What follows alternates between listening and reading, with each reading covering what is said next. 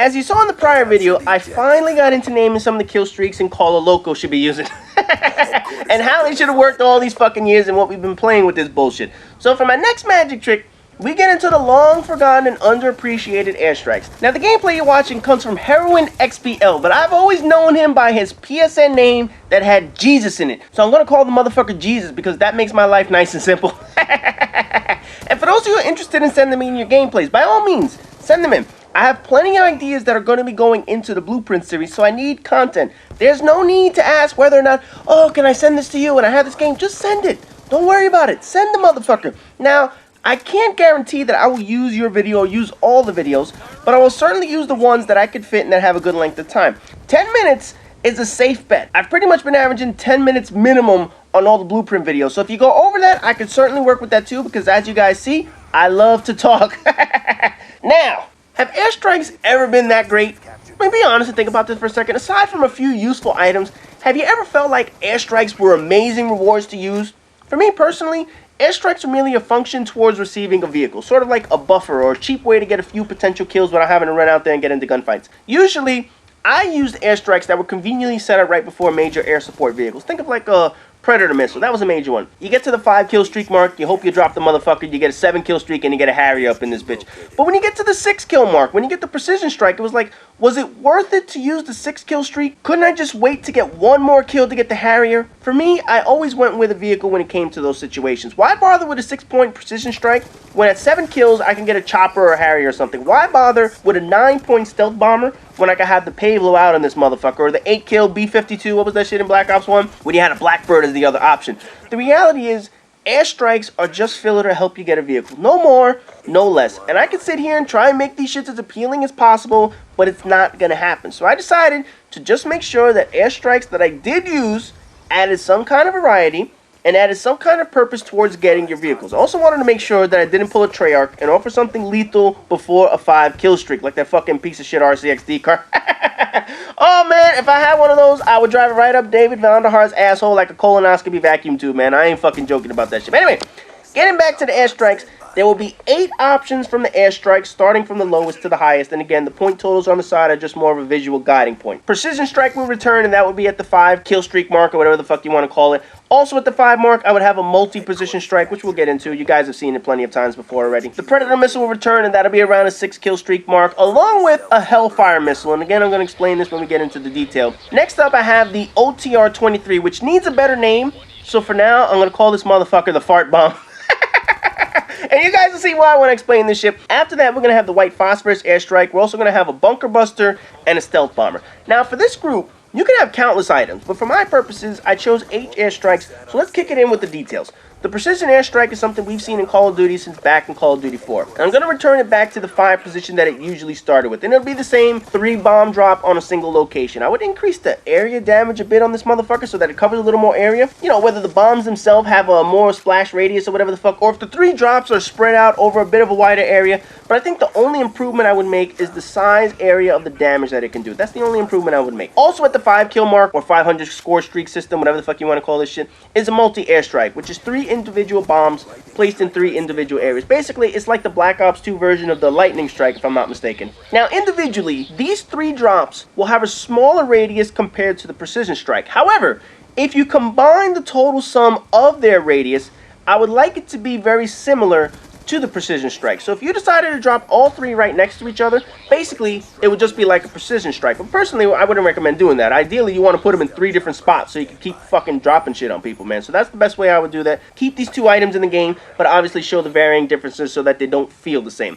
At the 6 kill mark, or the 600 level, whatever you want to call this shit, I would use the traditional Predator missile. Remain user controlled all the way to the floor. Really no change to this because it's always worked fine the way Infinity Ward has used it. Also at the same point level is what I'm going to call the Hellfire missile, which you guys can go Google or YouTube or some shit because it is a real world missile that militaries use. Since the Predator missile comes from a top-down perspective, you know, like it's being fired from an overhead drone or a plane or whatnot, the Hellfire missile would come from off the map. Think of like a submarine or a naval carrier firing the sucker from a distance, and you have to control it coming into the map. Sort of like the Valkyrie rocket from Black Ops 1. It has a similar design to the Predator missile, it's just that it's fired at a different angle. But the big difference between this and the Predator missile is that it will have no splash indicator. Right now, you can see on the mini-map, when a Predator missile's going to strike, you see that motherfucker. You see that little target heading right above you. With a Hellfire missile, I would remove that indicator so I can keep them a bit different. There will be no advance warning for enemies when this motherfucker is coming down. Next up, we have the OTR-23, which I have nicknamed the Fart Bomb. This was a chemical missile used by the Soviet Union back when they were invading other countries and shit. You know, they were being all fucked up Russians and shit.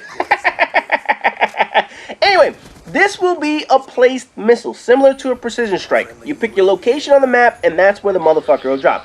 It will kill on impact, and also release a toxic fume capable of poisoning enemies and your teammates. Yes, this will kill teammates as well, which I will explain for a minute. But as for the enemies themselves, the missile will kill you if it impacts you. And the toxic fume will remain after the fact that will kill people that walk through it or walk within range of the fume, whatever the fuck. As far as teammates being affected by this, the impact of the missile will not kill a teammate. So if you drop the fart bomb right on your teammate, that won't kill them. However, the toxic fumes will affect you since this is a chemical attack. Now, I would reduce the effects against teammates by, say, 50% or so they have more of a chance to escape than an enemy would. But enemies would have no reduction in the effect of the fumes, and the fumes will last a good 10 to 15 seconds or so before you can safely move through the motherfucker. And yes, this is annoying by design. It is lethal shit, and I'm sure trolls will throw this in their own spawns and be assholes with this motherfucker. Now, Tactical Mask would reduce the effects of the Fart Bomb missile, but it's not going to fully prevent a death. I'm not going to give you immunity in this motherfucker. It'll just reduce the effects slightly, but it's not going to completely heal you. You can't just sit there and sniff in fart gas and all that stupid shit. No, it'll just give you a temporary relief from it killing you. But in all honesty, I think we have to add an item that has teammates pay attention to where they release these motherfuckers. Because right now, you can just drop a Predator missile, you can drop a Precision Strike, no fucking big deal. But I want this fart bomb to actually be a strategic item. I would also set a limit as to how many you can drop. Sort of like how you can only have one chopper in the air and whatnot. I would only have no more than 2 missile fumes active at the same time. So if 2 fart bombs were set off and there are 2 toxic fumes still on the map, a third fart bomb cannot be launched. The game will prevent you from launching another one until one of those fart fumes have finally whiffed away so that it no longer affects enemies. Now, a notch above that would be white phosphorus, and anybody that knows a little bit about military weapons knows this is some nasty shit. Think of napalm strikes in Black Ops 1 only as a burning chemical. Put it this way, if it touches you, your skin will begin to burn and you're going to lose huge chunks of skin. On top of that, if the poisoning gets into your bloodstream, it's going to then begin to shut down your organs. This is evil and torturous shit. It's perfect for video games. Anyways, a white phosphorus strike will be just like a napalm strike in Black Ops 1, where the drop comes in a long streaking direction and the burn effect will remain in place. Now, unlike Black Ops 1, there is nothing to protect you against this motherfucker like fucking flak jacket. Much like in real life, this shit burns through protection, it burns through clothing, and it even burns through chemical suits. You name it. It is potent shit. It is not to be fucked with. And just like the fart bomb missile, the burn effect will also impede your teammates. They will not be affected by the actual drop, but they will be affected if they decide to walk through the actual burning effect of the motherfucker. But unlike a fart bomb, if you get some white phosphorus on you or you walk through the motherfucker, you will not heal. If the burn of the white phosphorus doesn't actually kill you, the health you have left after the effects wear off will never increase. You will have that blinking red blood screen until you're finally killed by an enemy. And eventually when you're killed, obviously your screen will go back to normal. But I want to make sure this is some evil and fucked up shit. If you walk into it, you will not heal. It will keep your health as low as possible as when you survive the motherfucker. And then eventually when you get killed, you'll go back to normal. But the idea of this, I want to keep people hurting after this shit when they walk through it. Now, also in conjunction with the fart bomb, there would be a limit on the uses this as well. I would combine this and the fart bomb for usage on a map, so you can only have 2 of these items actively burning at one time. So you can either have 2 fart bombs, 2 white phosphorus bombs,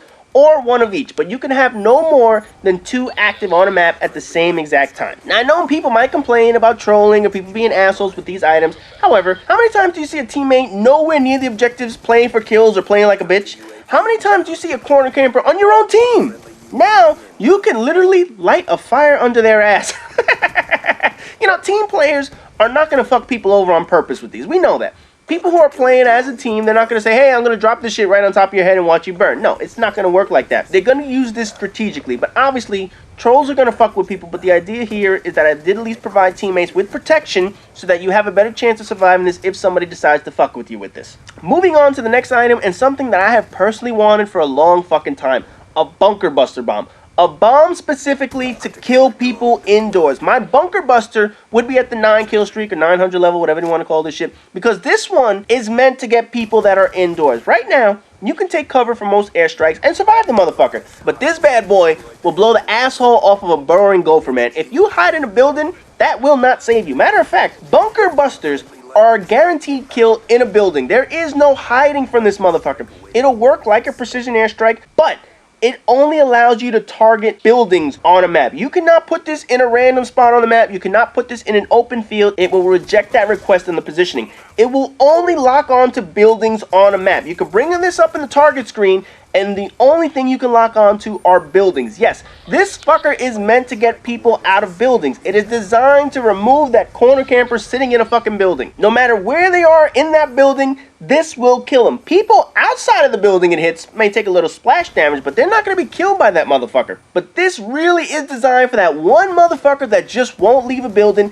He sets up shop in that bitch with claymores and whatnot and will not leave that shit. Now, because of the high degree of success this item will have, I have placed it at the top of the airstrike list because there's literally no fucking hiding from this. I mean, hell, if you want to avoid this motherfucker, you're going to have to haul ass and jump out of a window or something. But if this shit hits a building, you're dead. Plain and simple. If you're in a building and this motherfucker comes down, you are not surviving. Also at the 9 kill streak level or 900 score chain, whatever you want to call that shit, is the stealth bomber. Effective, powerful, covers an entire area of the map with a trail of bombs like we've all seen before. This won't kill people indoors like a bunker buster. However, it will disorient them like it did in Modern Warfare 3. You know that effect when it hits you and you have that fallout effect on the motherfucker? That's what it'll do, but it will not kill you indoors. Now, airstrikes will be part of the traditional package, which I've laid out before. The support package will have all non-lethal shit, so this is not applicable. And the killer setup is only for user control vehicles, so the only category this could possibly fall into is the traditional category. Now, like I mentioned before, with the traditional system, you're allowed to pick a surveillance item, an airstrike, and a vehicle. However, things that overlap, you'll obviously not be able to take. So, for example, SAM turret is listed as a 6 kill streak, and so is a Predator missile. You would not be able to equip both. You'd only be able to allow to choose one of those 6-point items. So you'd have to choose, say, a SAM turret, and then another airstrike at the 7, 8, or 9 mark. You would not be able to combine the two 6-point kill streaks.